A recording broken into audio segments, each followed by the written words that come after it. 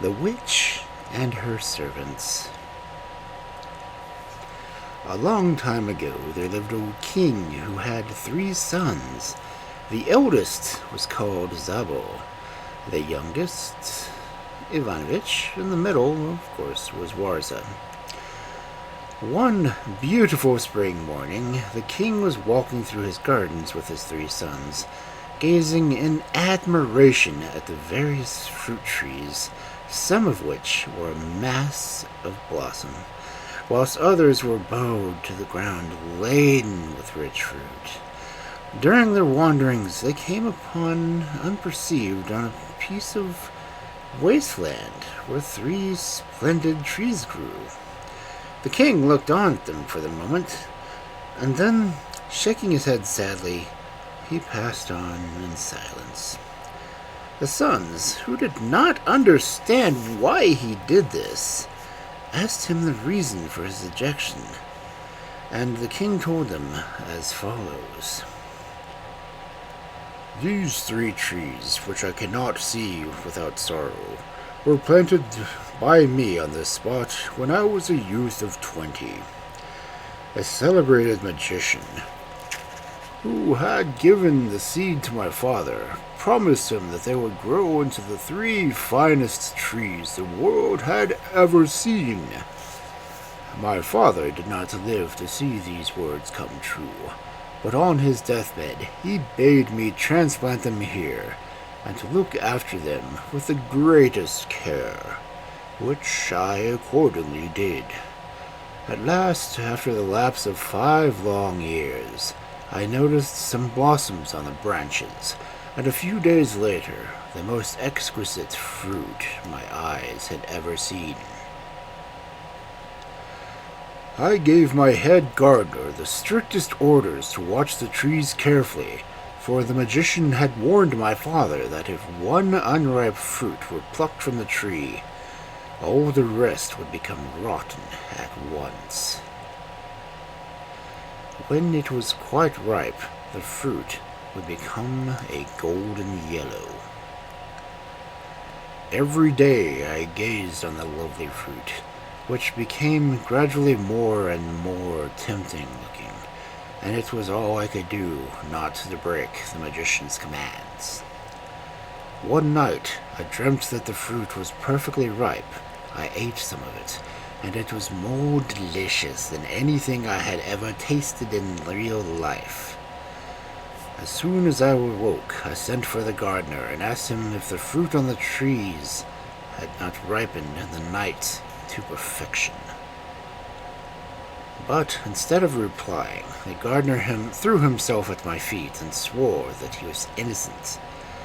He said that he had watched the tree all night, but in spite of it, as if by magic, the beautiful trees had all been robbed of their fruit. I grieved as I was over the theft.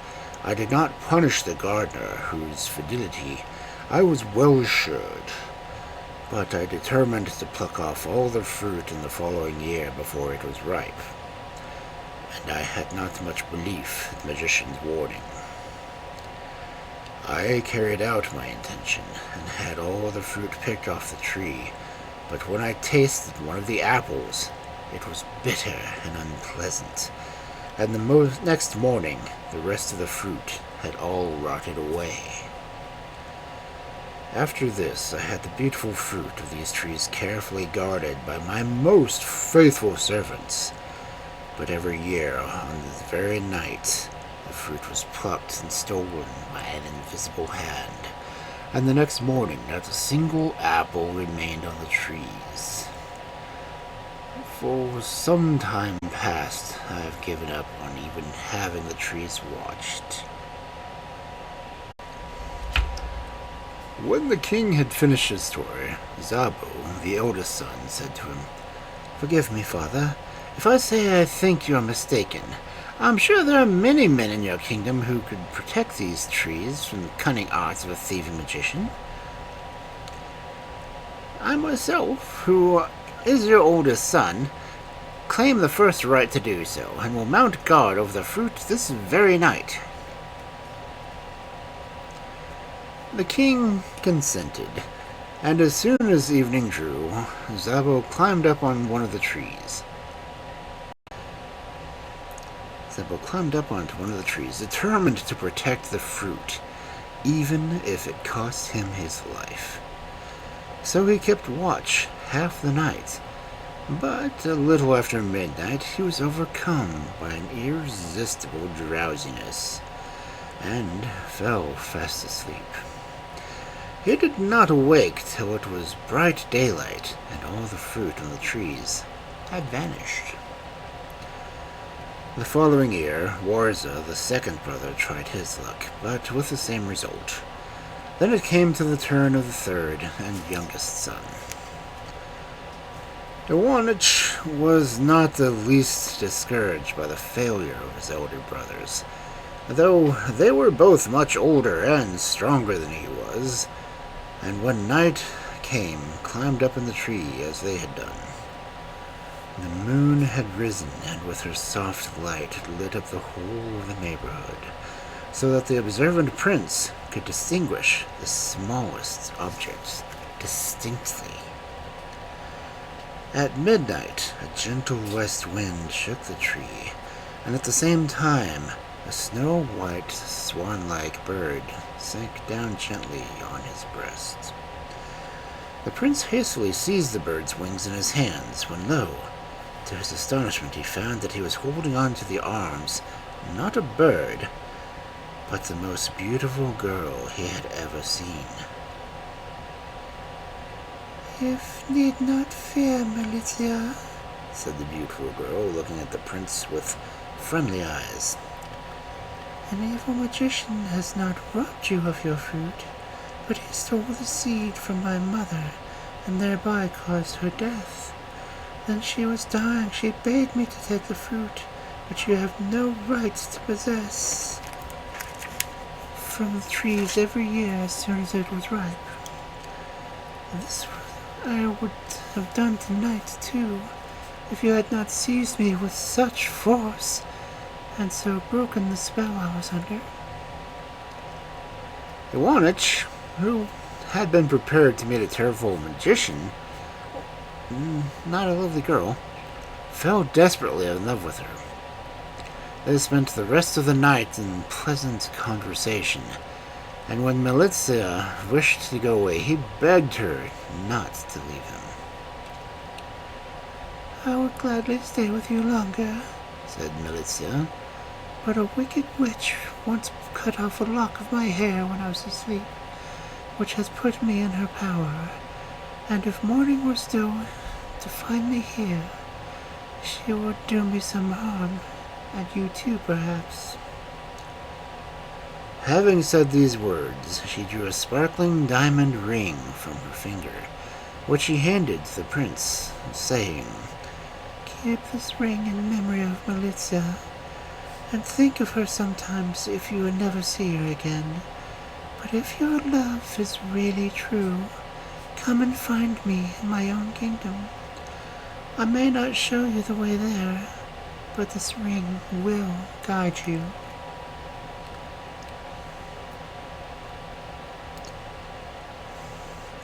"If you have love and courage, undertake in the road to Drury. Whenever you come to the crossroad, always look at this diamond before you settle which way you are going to take. If it sparkles as brightly as ever, go straight on, but if its luster is dimmed, choose another path."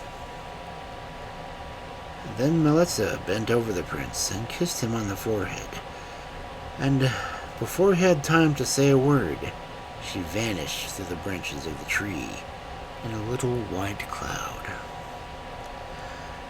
Morning broke, and the prince, still full of wonderful apparition, left his perch and returned to the palace like the one in the dream, without even knowing if the fruit had been taken or not, for his whole mind was absorbed by thoughts of Malicia, and how he was to find her.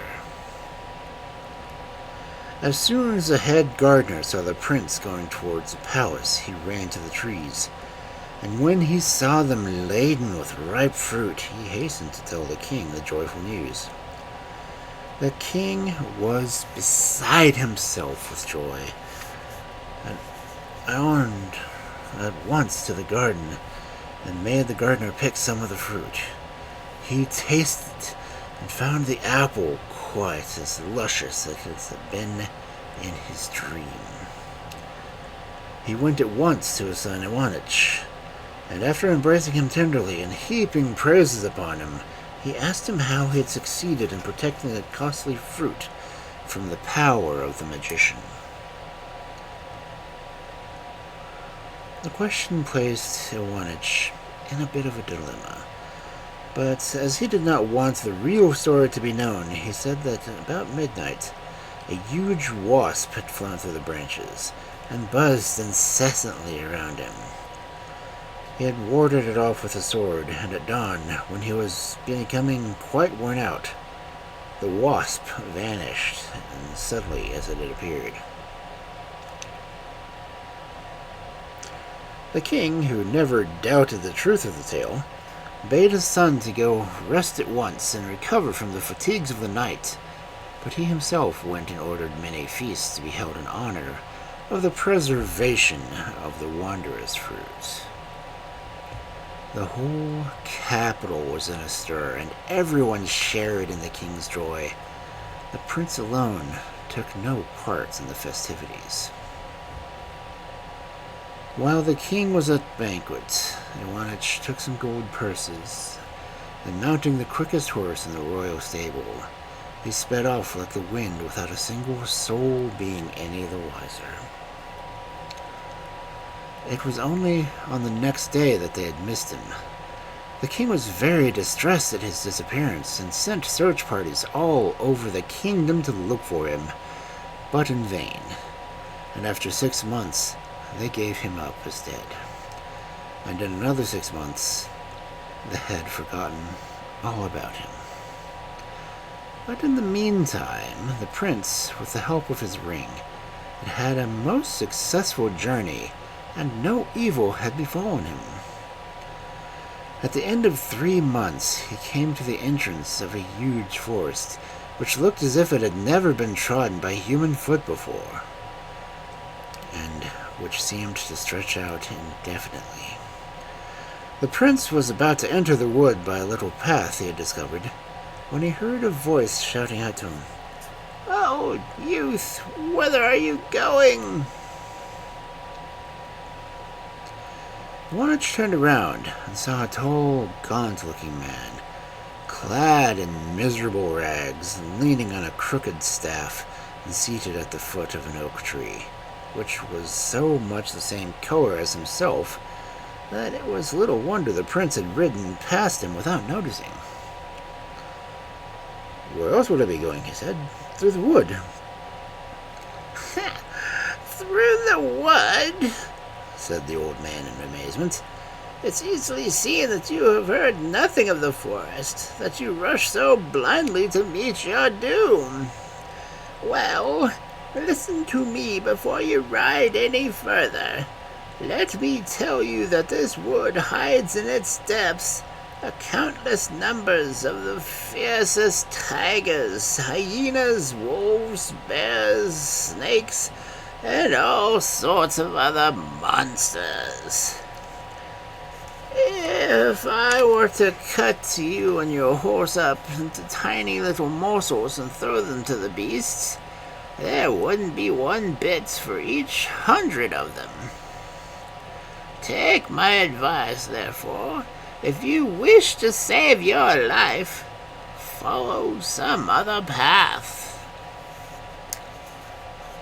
The prince was rather taken aback by the old man's words, and considered for a moment what he should do.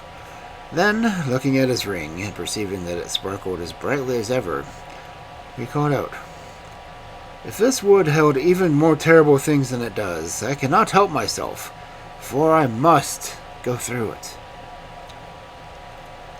Here he spurred on his horse and rode on, but the old beggar screamed loudly after him that the prince turned around and rode back to the oak tree. "I very sorry for you," said the beggar. "But if you are quite determined to brave the dangers of the forest, let me at least give you a piece of advice which will help you against these monsters.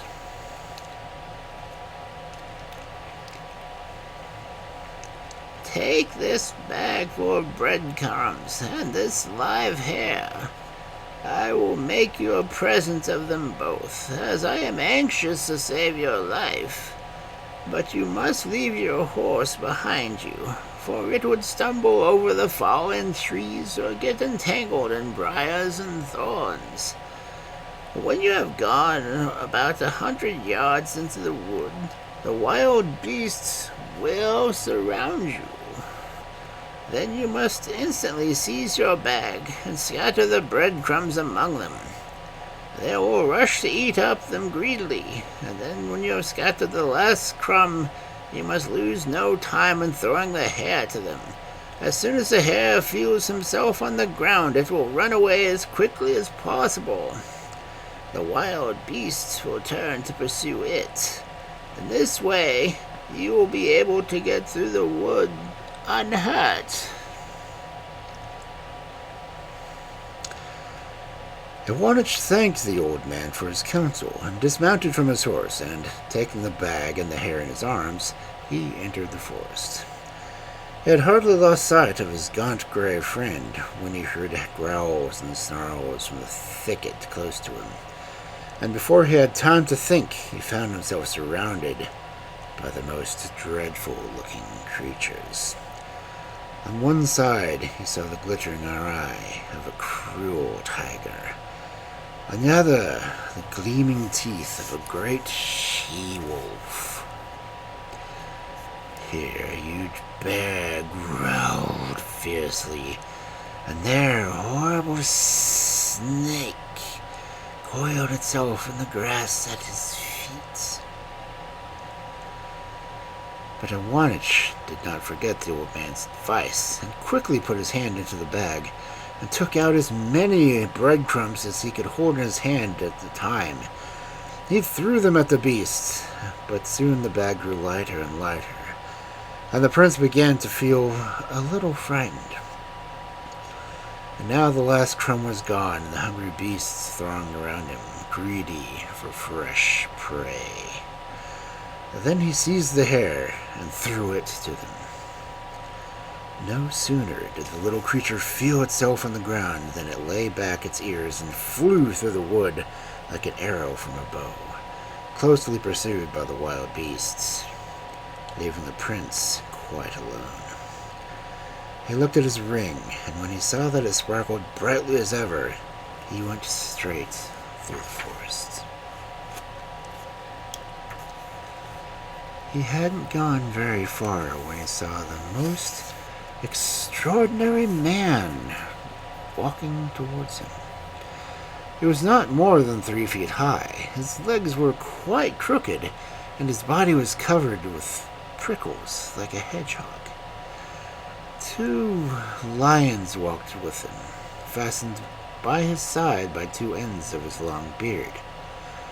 He stopped the prince and asked in a harsh voice, "Are you the man who just fed my bodyguard?" Iwanich was so startled that he could hardly reply, but the little man continued,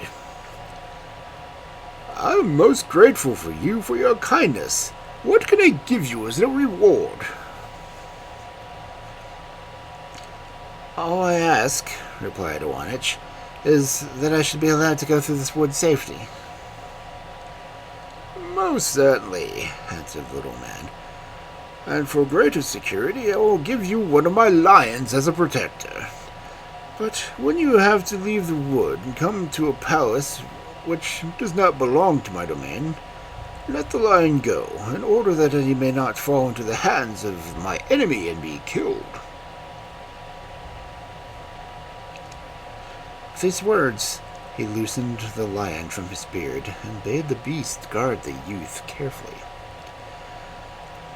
With his new protector, Iwanich wandered on through the forest, and he came upon a great many more wolves, hyenas, leopards, and other wild beasts, and they always kept at a respectful distance when they saw what sort of an escort the prince had with him.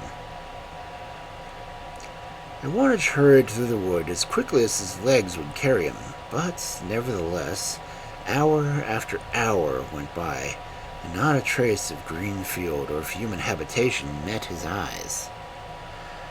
At length, towards evening, the mass of trees grew more transparent, and through the interlaced branches, a wide plain was finally visible. At the exit of the wood, the lion stood still, and the prince took leave of him, having first thanked him warmly for his kind protection. It had become quite dark, and Iwanich was forced to wait for daylight before continuing his journey. He made himself a bed of grass and leaves, lit a fire of dry branches, and slept soundly until the next morning.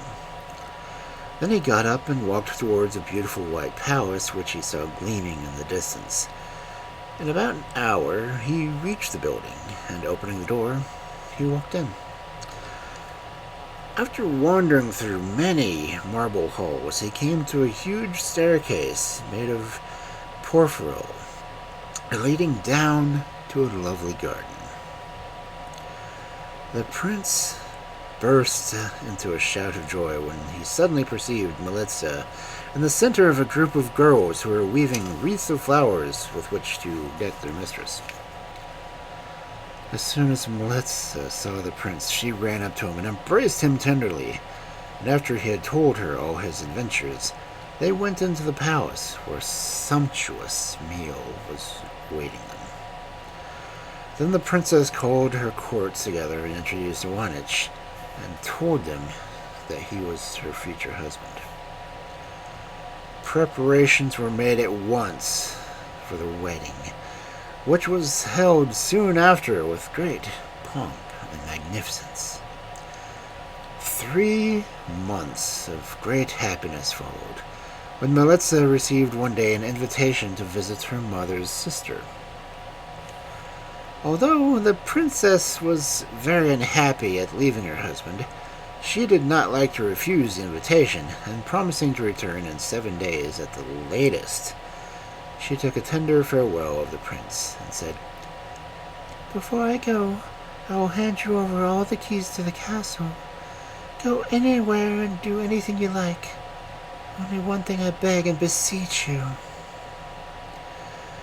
Do not open the little iron door in the north tower, which is closed with 7 locks and 7 bolts. For if you do, we shall both suffer for it." Iwanich promised what she asked, and Melitza departed, repeating her promise to return in 7 days. When the prince found himself alone, he began to be tormented by pangs of curiosity as to what the room and the tower contained. For 2 days he resisted the temptation to go and look, but on the 3rd he could stand it no longer, and taking a torch in his hand, he hurried to the tower and unfastened one lock after the other on the little iron door until it burst open. What an unexpected sight met his gaze. The prince perceived a small room, black with smoke, lit up feebly from a fire from which issued long blue flames. Over the fire hung a huge cauldron full of boiling pitch, and fastened into a cauldron by iron chains stood a wretched man, screaming in agony. Iwanich was much horrified at the sight of before him, and asked the man what terrible crime he committed to be punished in such a dreadful fashion. "I will tell you everything," said the man in the cauldron. "but first, relieve my torments a little, I implore you." "And how can I do that?" asked the prince. little water," replied the man. "Only sprinkle a few drops over me, and I shall feel better." The prince, moved by pity, without thinking what he was doing, ran to the courtyard of the castle and filled a jug with water, which he poured over the man in the cauldron. In a moment, the most fearful crash was heard, as if all the pillars of the palace were giving away, and the palace itself, with towers and doors and windows, and the cauldron whirled around the bewildered prince's head.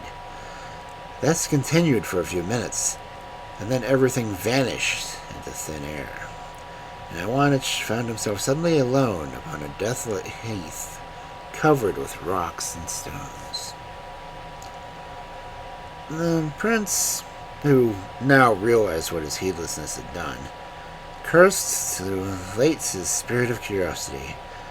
In his despair, he wandered over the heath, never looking where he put his feet, and full of sorrowful thoughts.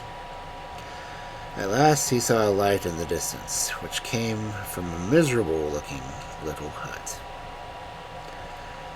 The owner of it was no other than the kind-hearted gaunt gray beggar who he had given the bag of breadcrumbs and the hare. Without recognizing Iwanich, he opened the door when he knocked and gave him shelter for the night. On the following morning, the prince asked his host if he could get him to do any work for him, and he was quite unknown in the neighborhood, and had not enough money to take him home. "My son," replied the old man, "all this country round here is uninhabited. I myself have to wander to distant villages for my living, and even then I do not very often find enough to satisfy my hunger.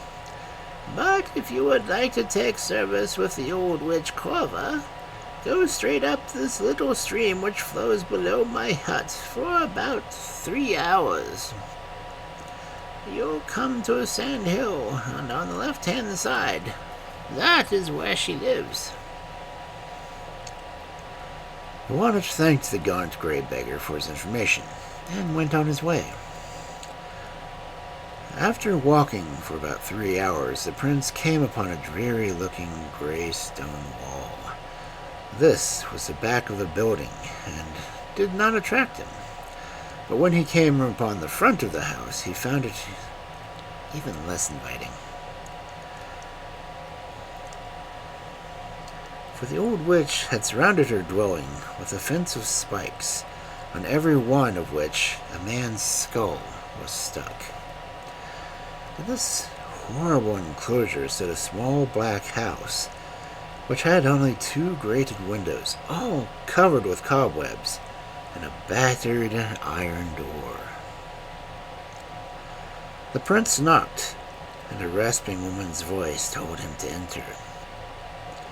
Iwanich opened the door and found himself in a smoke-begrimed kitchen, in the presence of a most hideous woman who was warming her skinny hands by the fire. The prince offered to become her servant, and the old hag told him she was in badly of want of one, and he seemed to be just the person to suit her. When Iwanich asked what his work was, and how much his wages would be, the witch bade him to follow her, and led the way through the narrow, damp passage into the vault, which served as a stable. Here he perceived 2 pitch-black horses in a stall. "You see before you," said the old woman, "a mare and her foal. You have nothing to do but to lead them out to the fields every day, and to see that neither of them runs away from you. If you look after them both for a whole year, I will give you anything you like to ask. But if, on the other hand, you let either of the animals escape you, your last hour has come, and your head shall be stuck on the last spike of my fence. The other spikes, as you see, are already adorned with the skulls of all those different servants who have failed to do what I demanded. Iwanich, who thought he could not do much worse off than he already was, agreed to the witch's proposal. At daybreak the next morning, he drove his horses to the field and brought them back in the evening without their having attempted to break away from him. The witch stood at her door and received him kindly and set a good meal before him. And so it continued for some time, and all went well for the prince. Early every morning he led the horses to the field and brought them home safe and sound in the evening. One day, while he was watching the horses, he came to the banks of a river, and he saw a big fish, which, through some mischance, had been cast on the land, struggling hard to get back to the water. Iwanich, who felt sorry for the poor creature, seized it in his arms and flung it into the stream. But no sooner did the fish find itself in the water again than, to the prince's amazement, it swam up to the bank and said, "My kind benefactor, how can I reward you for your greatness?" "I desire nothing," answered the prince. "I am quite content to have what I have and to have been of some service to you." "You must do me the favor," replied the fish, "to take a scale from my body and keep it carefully. If you should ever need my help, throw it into the river, and I will come to your aid at once." Iwanich bowed, loosened a scale from the body of his grateful beast, and put it away carefully, and then returned home. A short time after this, when he was going early one morning to the usual grazing place for the horses, he noticed a flock of birds assembled together, making a great noise and flying wildly backwards and forwards. Full of curiosity, Iwanich hurried up to the spot, and he saw that a number of ravens had attacked an eagle, and although the eagle was big and powerful and was making a brave fight, it was overpowered at last by numbers and had to give in. But the prince, who was sorry for the poor bird, seized a branch of the tree and hit out at the ravens with it. Terrified at this unexpected onslaught, they flew away, leaving many of their number dead or wounded on the battlefield. As soon as the eagle saw itself free from its tormentors, it plucked a feather from its wing, and handing it to the prince, said, "Here, my kind benefactor, take this feather as a proof of my gratitude. Should you ever be in need of my help, blow this feather into the air, and I will help you as much as in my power." Iwanich thanked the bird, and placing the feather beside the scale, he drove the horses home.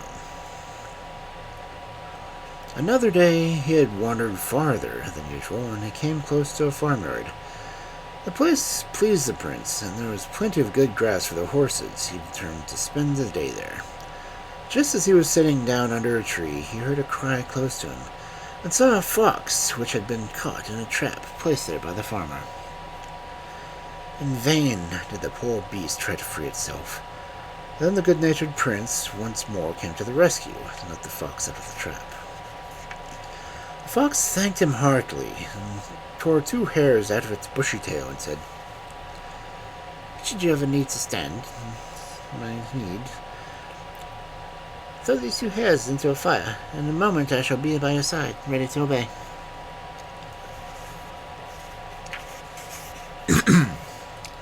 Iwanich put the fox's hairs with the scale and the feather, and as it was getting dark, he hastened home with the horses. In the meantime, his service was drawing near to an end, and in 3 more days his year was up, and he would be able to get his reward and leave the witch. On the first evening of these last 3 days, when he came home and was eating supper, he noticed the old woman stealing into the stables. The prince followed her secretly, as to see what she was going to do. She crouched down in the doorway and heard the witch telling the horses to wait the next morning till Iwanich was asleep, and then to go and hide themselves in the river, and to stay there till she told them to return. And if they didn't do as she told them, the old woman threatened to beat them until they bled. When Iwanich heard all this, he went back to his room, determined that nothing should induce him to fall asleep the next day. On the following morning, he led the mare and the foal to the fields as usual, but bound a cord around both of them, which he kept in his hand. After a few hours, the magic arts of the old witch, he was overpowered by sleep, and the mare and foal escaped, and did as they had been told to do. The prince did not awake until late in the evening, and when he did, to his horror, he found that the horses had disappeared. Filled with despair, he cursed for a moment when he had entered the service of the cruel witch, and he already saw his head sticking up on the sharp spike beside their fence.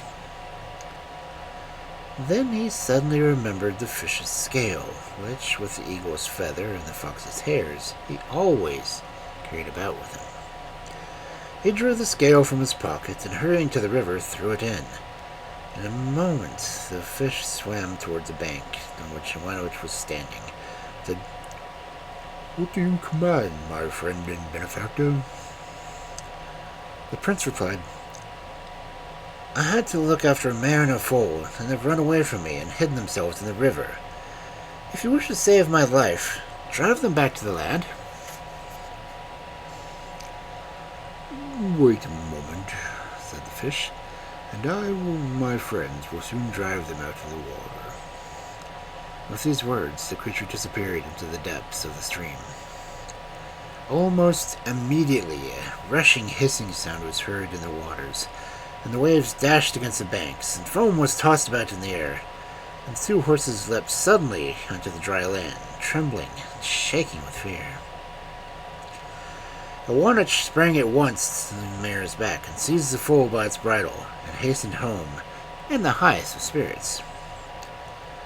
When the witch saw the prince bringing the horses home, she could hardly conceal her wrath, and as soon as she had placed Iwanich's supper before him, she stole away again to the stables.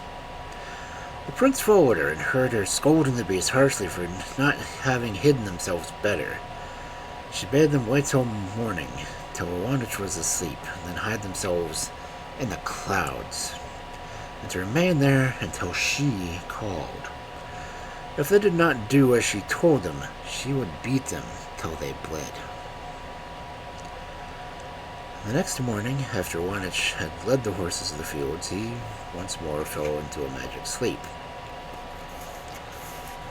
The horses at once ran away and hid themselves in the clouds, which hung down to the mountains in soft, billowy masses. When the prince awoke and found that both the mare and her foal had disappeared, he bethought himself at once of the eagle, and taking the feather out of his pocket, he blew it into the air. In a moment, the bird swooped down beside him and asked, "What do you wish me to do?" "The mare and the foal," replied the prince, "have run away from me and have hidden themselves in the clouds. If you wish to save my life, restore both animals to me."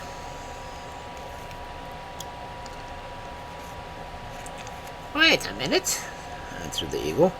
"With the help of my friends, I will soon drive them back to you."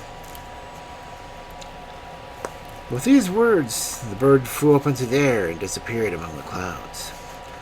Almost directly, Iwanich saw his two horses being driven toward him by a host of eagles of all sizes. He caught the mare and the foal, and having thanked the eagle, he drove them cheerfully home again. The old witch was more disgusted than ever when she saw him appearing, and having set his supper before him, stole into the stables, and Iwanich heard her abusing the horses for having not bidden themselves better, and the clouds. Then she bade them hide themselves the next morning, as soon as the Wanich was asleep, in the king's hen house, which stood on a lonely part of the heath, and to remain there until she called. If they failed to do as she told them, she would certainly beat them this time until they bled. On the following morning, the prince drove his horses as usual to the fields. After he had been overpowered by sleep, as on the former days, the mare and foal ran away and hid themselves in the royal hen house. When the prince awoke and found the horses gone, he determined to appeal to the fox. So, lighting a fire, he threw the 2 hares into it. In a few moments, the fox stood beside him and asked, "In what way can I serve you?" "I wish to know," replied the Wanich, "where the king's hen house is." "Hardly an hour's walk from here," answered the fox, and offered him to show the prince the way. While they were walking along, the fox asked him what he wanted to do with a royal hen house. The prince told him of the misfortune that had befallen him, and the necessity of recovering the mare and foal. "Oh, that's no easy matter," replied the fox. "But wait a moment, I have an idea. Stand at the door of the hen house and wait there for your horses. I, in the meantime, will slip among the hens and through the hole in the wall and give them a good chase, so that the noise they make will rouse the royal hen wives, and they will come to see what's the matter. And when they see the horses, they will at once imagine them to be the cause of the disturbance and drive them out. Then you must lay hands on the mare and foal and catch them." All turned out exactly as the sly fox had foreseen. The prince swung himself on the mare and seized the foal by its bridle and hurried home. While he was riding over the heath in the highest spirits, the mare suddenly said to the rider, "You are the first person who has ever succeeded in outwitting the old witch Corva. And now you may ask what reward you like at your service. If you promise never to betray me, I will give you a piece of advice which you will do well to follow."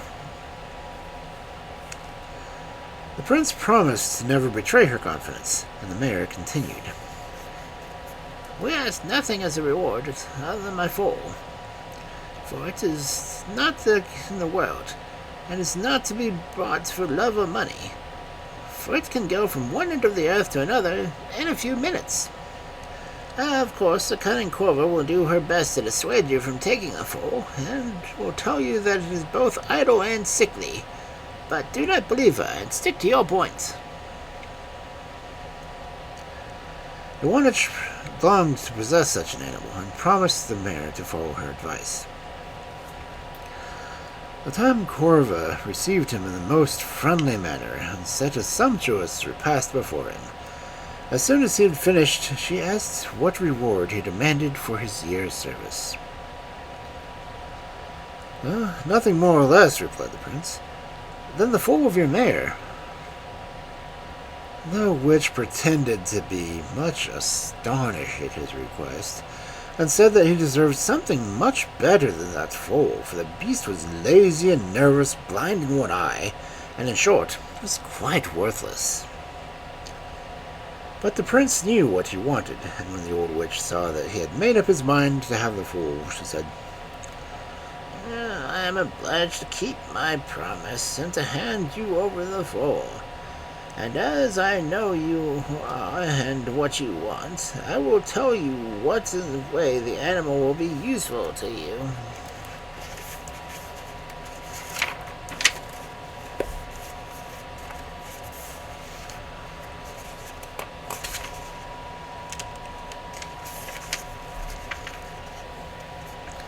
"The man in the cauldron of boiling pitch whom you set free is a mighty magician.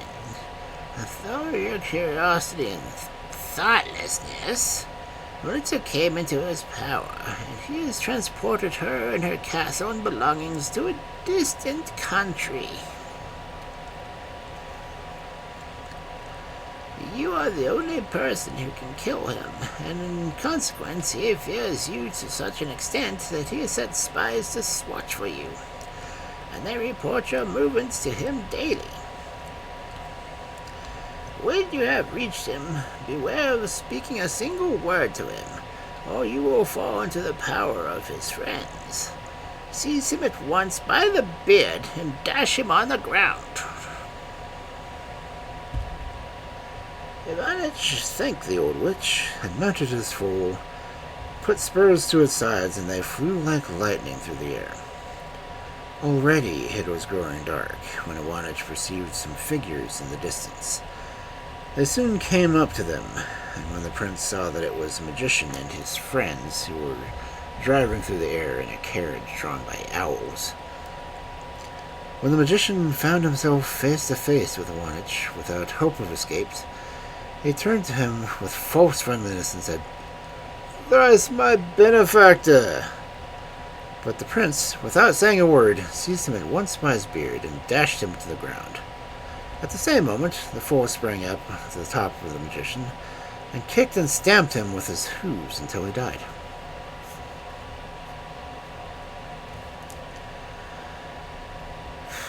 Then Ivanich found himself once more in the palace of his bride.